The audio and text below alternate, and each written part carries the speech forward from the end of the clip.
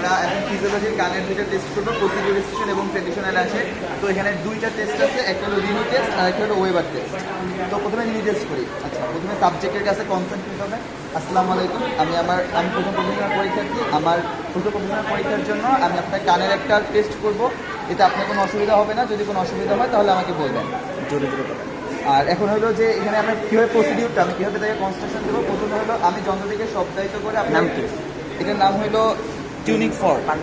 পার্টগুলো হলো এটা হলো প্রং, এটা হলো স্টিম আর এটা হলো বেস।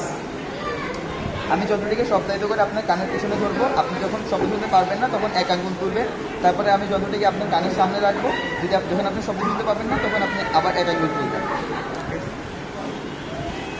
তো এরা প্রথমে এখানে আমরা শব্দায়িত করবো যন্ত্রটিকে। ম্যাস্টয়েড প্রসেসে ধরবো।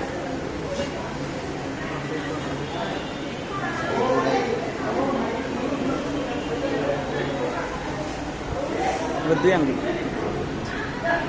আচ্ছা, যখন আমরা শুনতে পাবো তখন হলে কি তার মাস্টয়েড প্রসেস মানে বনি কন্ডাকশন শেষ হওয়ার পরে সে এয়ার কন্ডাকশনের মাধ্যমে শব্দটা শুনতে পাচ্ছে।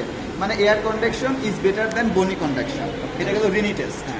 আচ্ছা, এখন ওয়েবার টেস্টের ক্ষেত্রেও সেমভাবে একই কনসেন্ট, তারপর ইনস্ট্রাকশন দেওয়ার সময় বলতে হবে যে আমি যন্ত্রটিকে শব্দায়িত করে আপনার ফোরহেড অথবা ভোরটেক্সে ধরবো। যখন আপনি শব্দটি ভার্টেক্সে ধরবো, যখন আপনি শব্দটি শুনতে পাবেন না তখন এক আঙুল তুলবেন এবং খেয়াল রাখবেন যে শব্দটি দুই কানে সমানভাবে শুনতে পাচ্ছেন কিনা।